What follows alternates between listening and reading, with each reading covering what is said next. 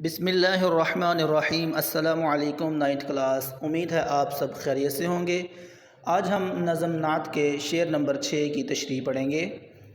شعر نمبر 6 ہے: یہاں ہے ظہور اور وہاں نور تیرا، مقام میں بھی تو لا مقام میں بھی تو۔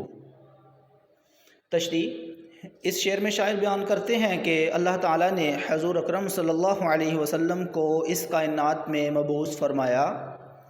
حضور اکرم صلی اللہ علیہ وسلم اپنے وجود اقدس کے ساتھ اس کائنات میں جلوہ گر ہوئے تو کائنات کی ہر چیز آپ کی عظمت کے گن گاتی نظر آتی ہے۔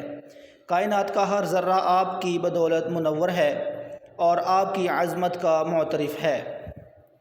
یہ عظمت و شان صرف اس دنیا میں ہی نہیں بلکہ اس جہان اور کائنات کی تخلیق سے قبل سب سے پہلے اللہ تعالیٰ نے آپ صلی اللہ علیہ وسلم کے نور کو پیدا فرمایا۔ زمین و آسمان کی تخلیق سے قبل بھی حضور اکرم صلی اللہ علیہ وسلم کی عظمت کے چرچے تھے۔ عالم ارواح میں جب اللہ تعالیٰ نے تمام انسانوں سے اپنی ربوبیت کا عہد لیا، یا تو اس کے بعد تمام انبیاء سے حضور صلی اللہ علیہ وسلم کی رسالت کا عہد بھی لیا اور ان کو حکم دیا کہ اگر میرے آخر الزماں پیغمبر حضرت محمد صلی اللہ علیہ وسلم تمہاری نبوت کے دوران کائنات میں جلوہ گر ہوں تو تمہیں اپنے دین اور نبوت کو چھوڑ کر ان کی پیروی کرنا ہوگی۔ تمام انبیاء علیہ السلام نے اللہ تعالیٰ سے اس چیز کا وعدہ کیا تھا۔ اس کائنات اور انسان کی تخلیق سے قبل بھی حضور صلی اللہ علیہ وسلم کی عظمت کے چرچے موجود تھے۔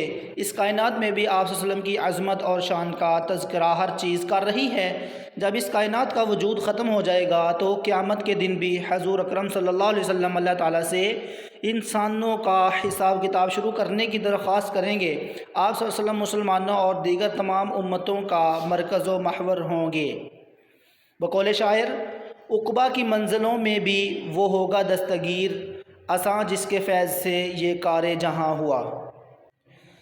قیامت کے روز آپ صلی اللہ علیہ وسلم اپنی امت کے گناہ گاروں کے لیے اللہ تعالیٰ سے سفارش کریں گے اور آپ کی شفاعت کی بدولت اللہ تعالیٰ انہیں جہنم سے نجات دے کر جنت میں داخل کر دے گا۔ یہ شفاعت ان لوگوں کو نصیب ہوگی جو آپ صلی اللہ علیہ وسلم کو ماننے والے اور آپ صلی اللہ علیہ وسلم کے پیروکار ہوں گے۔ بقول شاعر: دونوں عالم میں تجھے مقصود گر آرام ہے، تو اس کا دامن تھام لے محمد صلی اللہ علیہ